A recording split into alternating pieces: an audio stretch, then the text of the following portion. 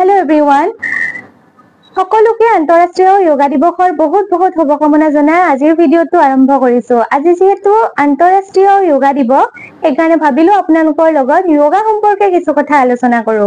বহুত হাজাৰ বছৰ আগৰে পৰা আমাৰ ভাৰতবৰ্ষত যোগাৰ প্ৰচলন হৈ আহিছে আৰু যেটো কথা ঋগবেদতো উল্লেখ আছে। মহৰ্ষি পতঞ্জলিক যোগাৰ জনক হিচাপে জনা যায়।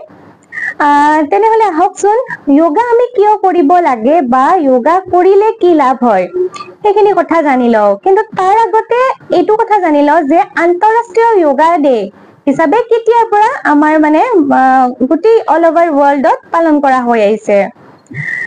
2014 চনৰ 27 ছেপ্টেম্বৰ তাৰিখে আমাৰ সকলোৰে শ্ৰদ্ধাৰ প্ৰধানমন্ত্ৰী শ্ৰীযুত নৰেন্দ্ৰ মোদীজীয়ে ইউনাইটেড নেশন জেনাৰেল এছেম্বলিত যোগাক যে আন্তঃৰাষ্ট্ৰীয় প্ৰেক্ষাপটত আনিব লাগে সেইটোৰ ওপৰত এটা প্ৰপ'জেল দিছিল আৰু যেটো প্ৰপ'জেল একচেপ্ট হয় 2015 চনত 21 জুন তাৰিখে যোগাক আন্তঃৰাষ্ট্ৰীয় যোগা ডে হিচাপে পালন কৰা হৈছিল আৰু সেই তেতিয়াৰ পৰা এতিয়ালৈ সকলোতে অল ওভাৰ ওয়াৰ্ল্ডত যোগা দিৱসটো 21 জুন তাৰিখে পালন কৰা হয়, যেটো আজি আমি সকলোৱে পালন কৰিছো।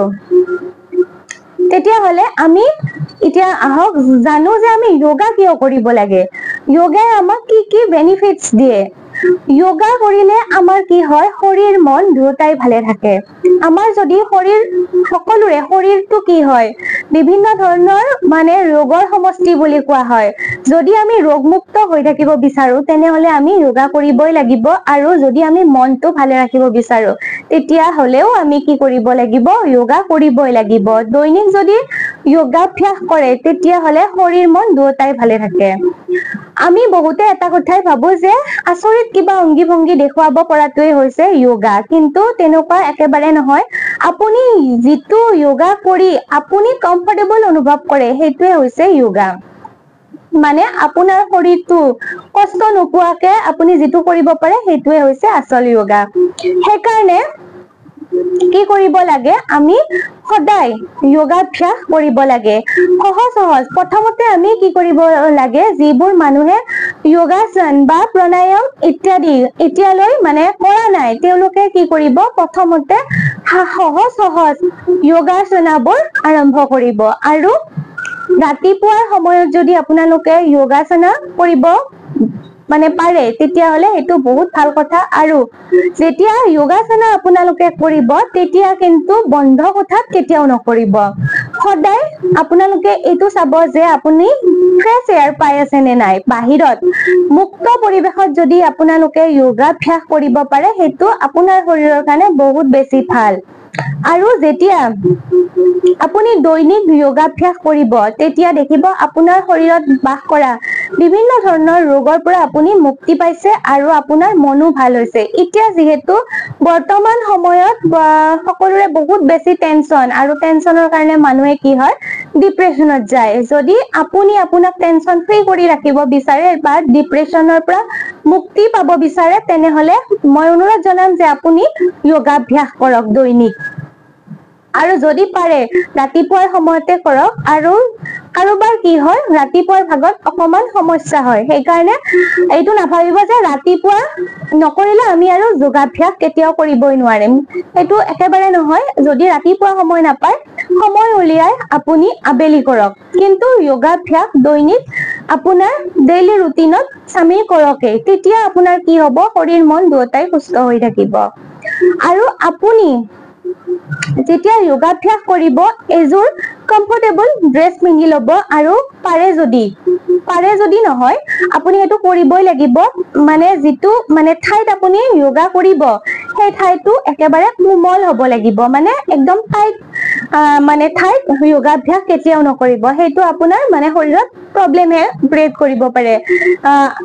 মই আপোনালোকক অনুৰোধ জনাম যোগা কৰাৰ সময়ত আপোনালোকে সদায় যোগা মেট ব্যৱহাৰ কৰিব।